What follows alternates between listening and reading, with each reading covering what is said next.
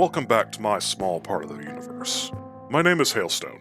Today, we'll be covering something that gives you an itch at the back of your throat that you can never quite get rid of.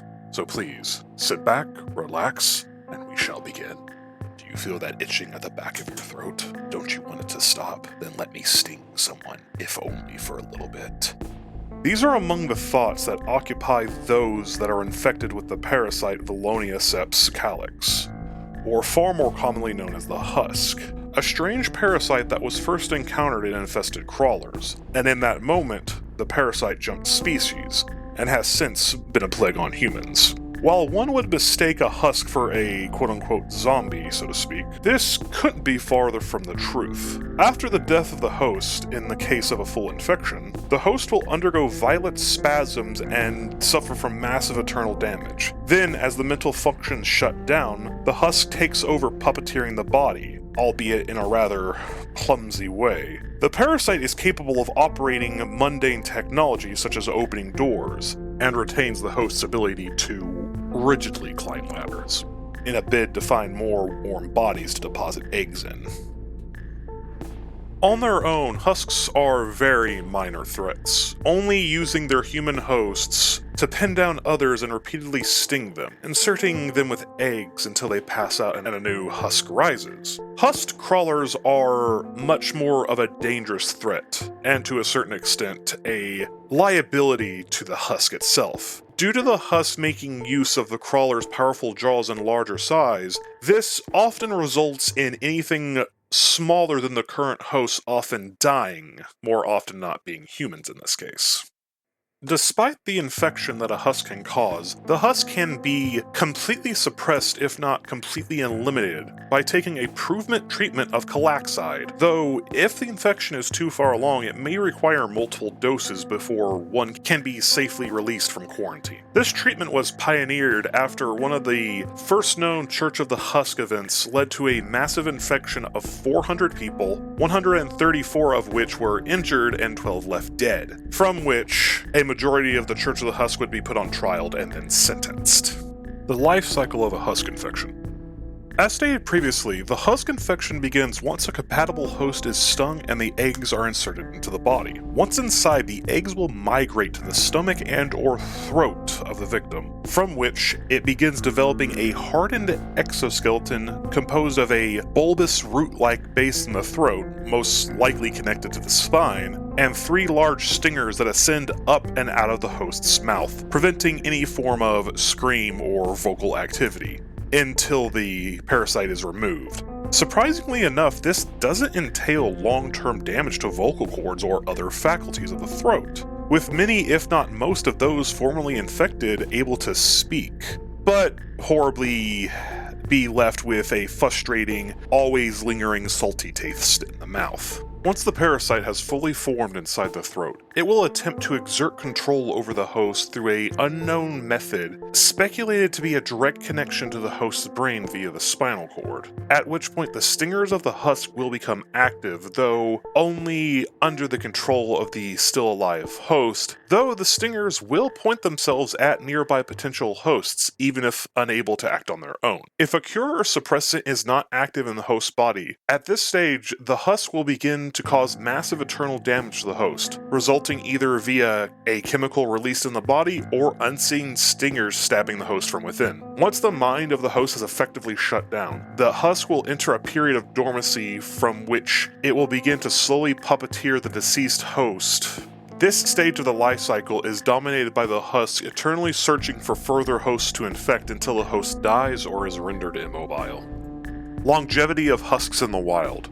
One of the most incredible abilities of the husk is how it alters its own host during the last stage of infection, right before total conversion. The husk tempers the body of the host not only to breathe underwater, but gives them incredible resistance to all but the most harsh environments of Europa, meaning the abyss. Even after the host dies and decays, the body becomes even more resilient after the husk takes completely over, though maybe a bit more stiff and rigid. To this day, the oceans of Europa are littered with the bodies of the unfortunate initial explorers, still wearing old-type diving suits, still infested with husks fully controlling them, though due to either coalition secrecy or fear of further husk infections. These rotted vessels are incinerated or disposed of quickly, leading to many mysteries on the insides of their suits. Within the suits, the husks may just be puppeteering the dive suit, having grown some form of pseudo-skeleton, or there still may be some form of old flesh that the husk has treated in some way to prevent long-term rot and decay for its own usage. It's unknown if any example of long-term crawler infections exist, as most infested crawlers encountered in the wild look almost identical regardless of the time frame, meaning this may give credence to husks being able to immortalize the host body to some extent. Though most infective crawlers could also simply be recent infections, and longevity may only exist in human divers, due to the added protection of a dive suit regardless if the mask is shattered. Despite the variety of European wildlife, the husk has only two currently known hosts, crawlers and humans. The reasons going forward for this are merely guesswork, as crawlers may just be the final hosts to the husk, while the rest of the biosphere has grown strong resistances, to where either the husk is just a minor annoyance still able to infect them, but due to immune responses is forced to stay dormant, or outright kills the eggs upon entry of the new host. So that brings us to, why are humans able to be infected?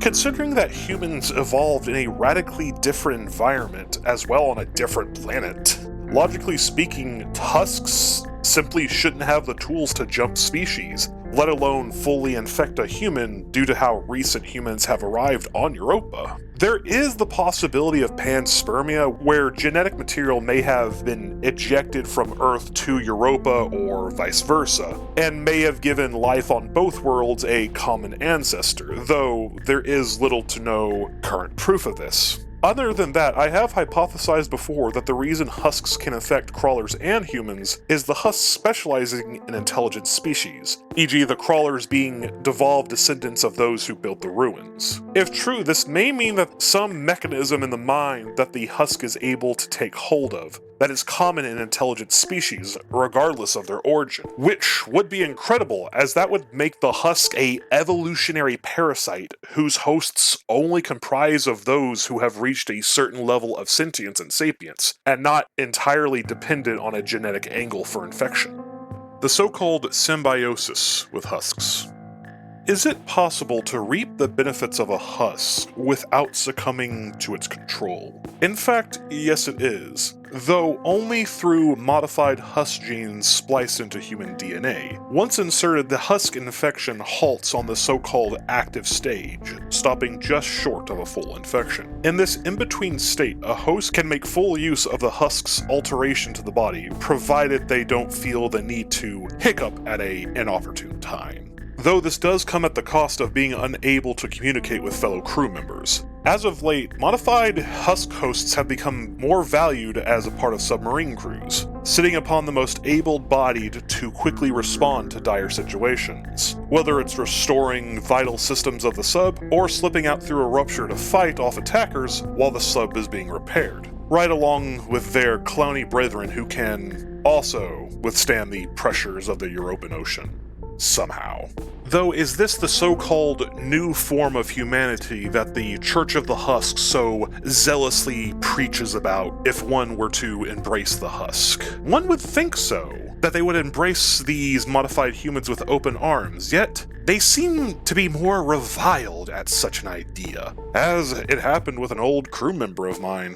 In fact, I still have the headset records for that day. As a small amount of pretext, our security officer was spliced with Husk DNA at the time and had an ongoing Husk infection to take advantage of the benefits. I'll say, you have quite a lot of nerve jumping our security officer with just a knife, no less.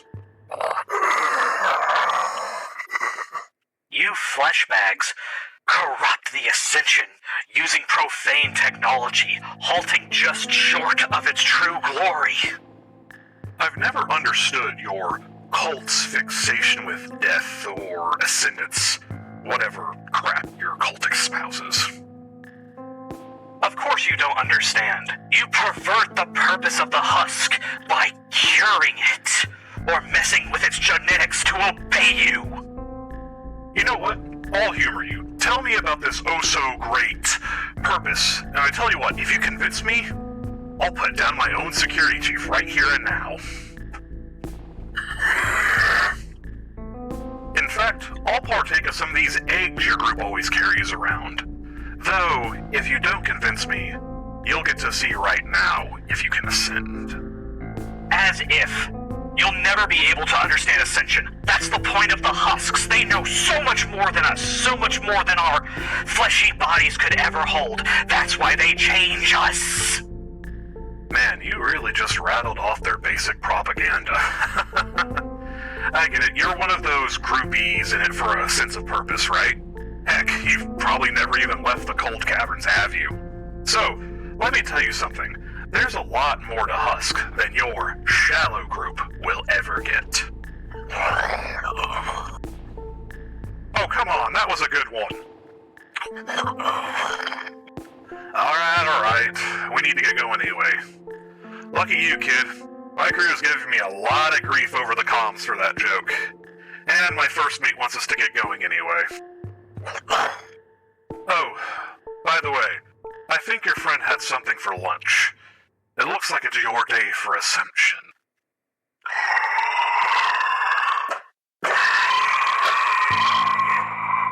Send a report to the station's overseer that they have a couple of Husk cultists in their aft section. Thank you for listening to another one of my videos. I will be completely honest with you, while editing that last segment, my face was beet red out of embarrassment just from making those noises or even trying to act whatsoever. It was really just it just racked me with anxiety. Anyway, thank you for anyone who's enjoyed this. I've received a suggestion from a friend that I should probably start a Discord server soon for my growing community. Is that something any of you would join, perhaps? Let me know in the comments below. And until next time, please have an absolutely pleasant day.